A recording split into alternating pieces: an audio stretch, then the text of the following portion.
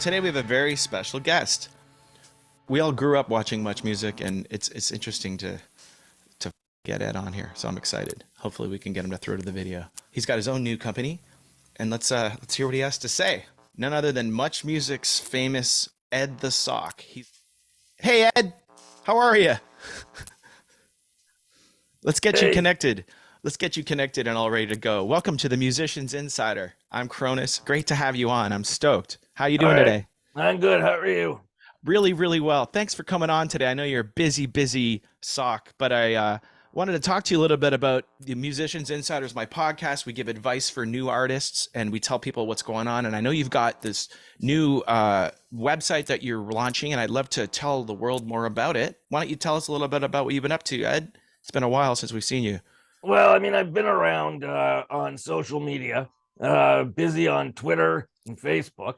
In fact, I was trending on Twitter for an entire weekend a couple weeks ago. And I'm getting on TikTok and Instagram more regularly. I didn't do it for a while because it's just another pain in the ass. But there I am, started participating there more. And I do have NewMusicNation.ca, which is a video music channel in the spirit of classic much music, but we we run independent music videos from independent artists, primarily from Canada. I love it. I was looking at your station today and I saw that you have about, quite a few subscribers, but I think it's growing. It's kind of new. And I see that you're hanging out with artists and promoting their new videos. I think that's awesome. We all miss Much Music. I want to ask you a couple questions. Like, our friends are all asking me, they're like, what happened to Much Music? And I know we've sort of talked, you've mentioned this before, but we used to all watch Much Music Video Flow. And I love that you've brought it back on your website. But what happened? How do we tell people what happened to Much Music? Well, I mean, a couple things happened to much music. The internet and bad management, hand in hand. There was really good management there for a number. Like basically, the good management started when I started at Much. Coincidental, but that's when Denise Donlin took over and had a vision for the channel, and it took some time to get people on board, including me. But once we were on board and we saw what she was doing, we're really on board. And then people saw the evolution of Much Music from its early days, which were very raw and great, to a channel that was a little slicker, but still honest and authentic. And you felt like you knew the people there, didn't feel distant. It was like a national clubhouse. You tune in, it's a national clubhouse. Then management changed at a point, and it was bad management with no vision for the channel, proudly no vision for the channel, and said things like the person in charge of programming said, our viewers are stupid and they just want shit, so we're just going to give them shit. All they got And was TV shows. yeah, and well, because in her office, all that was up on the TV was MTV shows. And she would constantly say, why can't we make shows like them? Well, we have about 1/millionth the budget. And also, that is not what the channel is about. Anyway, there was another person another programming edict that said that our viewers don't remember anything longer than 3 months ago. So don't mention anything that happened longer than 3 months ago. They won't understand it. We used to watch Power Hour, then we get together and watch the Power 30, watching it get shorter and shorter, and then they stopped doing videos. And it was something that our friends would get together to do. We'd watch video hits with Dan, all those shows. But hey, the computers, the internet, all the cell phones, and everything that has given people the power to watch a video right in their palm of their hand now seems to have taken away from the video flow aspect of things. I love seeing that you're trying to bring it back. I do feel kind of Sesame Street here. This is great. How's your love life doing, by the way, being the cigar smoker that you are? The hell kind of question is that? Ask me a real question. What I wanted to know was, what advice would you have for new musicians in Canada that are trying to get it going, that have an album out, maybe are about to release a record? What would you recommend that they do these days with the current state of things?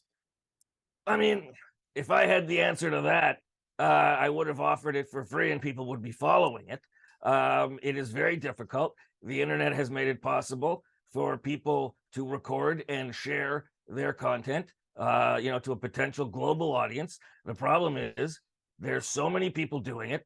It is very hard to cut through the clutter and get noticed. I will tell you that the videos we play on NewMusicNation.ca, I am surprised at the level of quality that we get. I'm surprised at how good these independent bands who are, this isn't, for many of them, this isn't a profession. It's a hobby that they'd like to turn into a business, but they work day jobs. But they put that money and effort and vision into making really good music videos. I thought we were going to get mostly crap. No, it's primarily good music videos. And you know, that's our goal, is to try to, you see somebody's got a music video with 33 views. We want to bring it to more people, so we put it on our channel. Now, you know, our views aren't super great at this point in time. You know, we're up to, you know, like, I think our top thing is about uh 13, 14,000 or whatever the hell. It's hard to get over 4,000 subscribers just to get to that threshold where you start making Yeah, money. I'm talking about views, not subscribers. And So, but it's still more than 33, and we're still growing. You know, the other you know, other people have deep pockets. We don't. You really need to be able to pay for advertising for anything on YouTube, for example, where, you know, where our video live. Um, you have to be able to pay for advertising. We don't have that kind of money. I'm hoping to start a proper Patreon and get that money, so that we can have a, like, you know, a little bit. I can give it a little bit more attention every month. And you know, I would love for bands to make a video that I can you know, share with more people. I don't know if that gets them more attention, like if it becomes worth the effort it goes into making the video. But those videos are a labor of love, so, you know, it's not really a dollars and cents thing. It is, I mean, it's great to try to create a community online. Use whatever forums you can use, all of them, to create a community.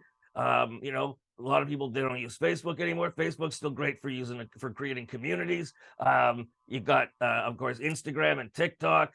I don't know that Twitter is huge for growing music audiences. But you know, grow your community. And the thing is, not this is easy to say, but don't be discouraged. I mean, you put the thing up, you think it's amazing, you put your music out there, and you're not getting the listens that you hoped.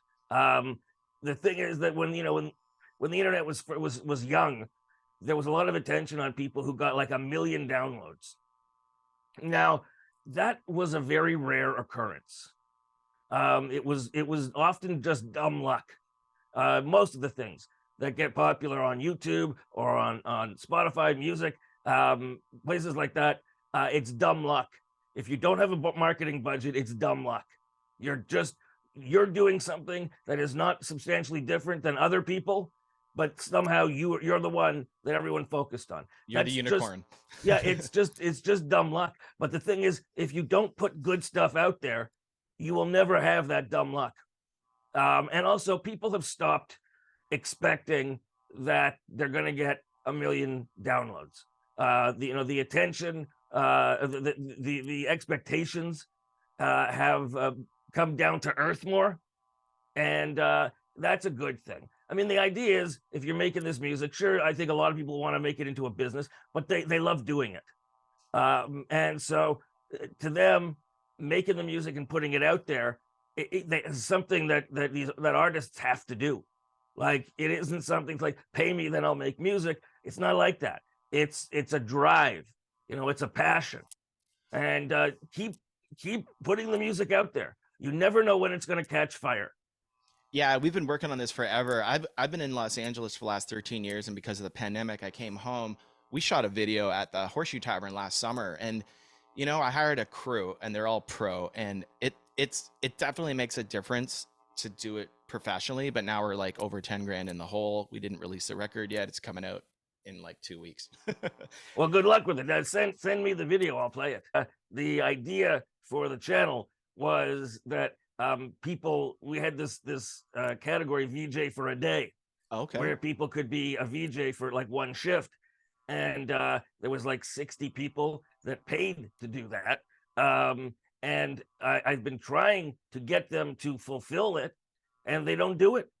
The idea was that we would be able to supplement the stuff I do and other VJs that I worked with do. We'd be able to supplement it with this VJ for a day people. But they haven't, the information went out there as to how to do this, and it's only a couple of people that have followed it up. So when everything relies on me, and then I get COVID for a long period, everything stops. Plus, I got to make money. I can't spend a lot of time on something that's not making me money, or bringing in enough to make it something I focus completely on. So it's sort of slowed down, but we're picking up again. We just made an agreement with a recording studio called Kensington Sound. They've been around 50 years in Toronto's Kensington market. They've had all kinds of names in there. We'll be shooting there in the winter months because outside is just too damn cold. Also, visiting the neighborhood business. Kensington, if you don't know, Kensington Market in Toronto is a very diverse, very down-to-earth community. It really is a community with so many interesting characters and interesting businesses. So, I'll be visiting these businesses and getting to know the people around there, making it feel more like a community. So that I think I'm starting to record there Friday. That's great, Ed. I'm really happy to hear that. And also, when you had said like it's frustrating, a lot of people are, not so trying so hard. Sometimes they just give up. I want you to know that we are proud of you for trying to keep music alive, independent, and I love what you're doing. And I really wish you well. And don't give up. And I know you won't, but I just wanted to say that. That's awesome. Well, thank you. I mean, there are days, there are days. I really do feel like, I mean, with COVID, a lot of musicians, a lot of bands make their money doing live performances, and their ability to earn any income that way, whether it's their principal income or an additional income they relied on, it was gone for over 2 years. And I feel like these musicians really need a leg up to try to get eyeballs and get people to know that they exist. So, I feel very strongly about trying to provide that platform. Much Music used to provide a platform for artists. Now, it never provided a platform for unsigned artists. I argued with them over and over and over, said, you got to put some unsigned artists on. They said, no, we only take artists who've been signed to a record label. And the thing is, once you sign to a record label, you're away to the races. You've got support and stuff, marketing support and everything. I wanted to use the channel like one show, just one show where we play unsigned artists, give them the chance Indie with hour. that platform to reach people, but they refused. And that's why I'm not taking signed artists. I'm taking unsigned artists. Excellent. Are you familiar with Indie Week? Do you work with them at all? Are you? I know Indie Week, Daryl Hers. I had him on season 2, episode 2 Yeah, the last Daryl's a good podcast. guy. Love that guy. Yeah, they're amazing. They're just so busy that they're hard to get. Like you can't really hire them because they have so many people hiring them. Yeah. Which is a good problem. Yeah. No, I like Daryl. So Canadian Music Week 2, do you attend that? Are you part of that? With COVID, I decided not to. Well, coming up, do you plan to do the future? There's another one. I missed it last year too. Yeah, I mean, I like to go out and see not just the bands playing, but I like to see how the crowd responds to them, and how because there's a real magic there, the connection between the performer and the audience live right there. There's a special magic and an atmosphere that is created that you can't get anywhere else, and you can't even replicate it. Like if you record that, you're still not going to replicate that feeling. It's a special feeling that you get when you're there. And it was fun. Like we did CM last time I did Canadian Music Week was CMW 99, and we played the Bovine, and it was just fun going from bar to bar, and then they're packed and everyone shows up at like it's empty, and then all the people show up to see the band, and then you go to the other venues and it's just an awesome party. But 22 years later, I'm not sure whether everyone still goes to the Western Harbor Castle, how it all goes down. But this year we're going to check it out, see what it's like. Just thought I'd ask you a little bit about that. What are the chances of getting you to throw to my video? I got a new video called "I'm Not Sorry." We shot it in Toronto. It's at the Horseshoe Tavern, and the album drops on November 26th. I would love for you to introduce it for me so I can put the clip in before we drop it at the show. Any chance What's you it could called? throw I'm it? not. I'm not sorry. Yeah, by What's Kronis. the and by Kronis? Yeah. All right, hang on a sec. All right, hey, this is Ed the Sock, and this is a brand new video from Kronis. It's called "I'm Not Sorry." Woohoo! Thank you so very much. You're welcome. Do you think you could do one more where you say, "Ladies and gentlemen, Kronis," and I'll put it on before my live show? Yeah, why not? You ready? Cameras on me. All right, ready. Here we go. Ladies and gentlemen, Kronis. Thank you so much. Excellent. No You're the man. problem. Hey, so is there anything you want to promote that you want to make sure I will talk about your website? I have the link to it. What do you are you on TikTok? The Sock? Yeah, I am on TikTok. And you know that TikTok has a different discovery algorithm where it shows like 200 of your videos to 200 people who've never seen you before instead of always the same 200 people like Instagram and all those ones. So I think it's really the place to be right now, and I think you could blow the hell up on there. Yeah, I avoided it because, as I said earlier, there are so many places that you have to place content regularly that it's a full-time job just doing that. Yep. But friends of mine told me you got to go to TikTok. I mean, initially TikTok, I looked at it; it was just a bunch of people doing stupid dances. We have a guitarist community on there. I play guitar with people on there, and there's no people on that are not in the community. Yeah, no, it's really grown sick. From its origins. And I mean, I put up a video last week about wearing a poppy, and it got like 20,000 views in a couple of days, and that's substantial. So yeah, I'll be on TikTok. I'll probably be recording something today to put up.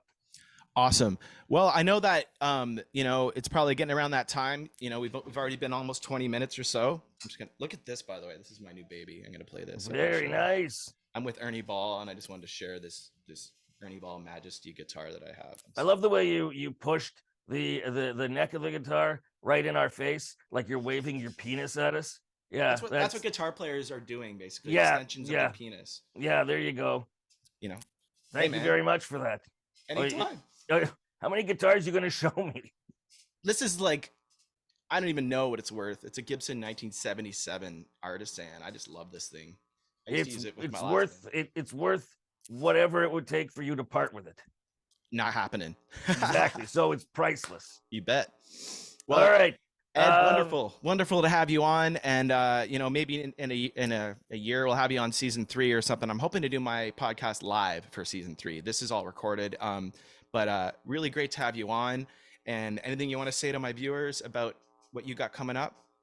No, just keep going to NewMusicNation.ca and check me out. It's Ed_the_Sock on both Instagram and TikTok, and at Ed the Sock on Twitter. Also, I'm on Facebook where I have longer conversations with people. I will add all of that below. Ed the Sock, wonderful to have you on. Thank you kindly. I really appreciate you. I will let you get back to your life of being a sock puppet, and this felt way better than a Muppet Show. I appreciate it. You're the man. Thank you so much. I don't even know if that's a compliment, but all right. See you later, Aaron. Cheers.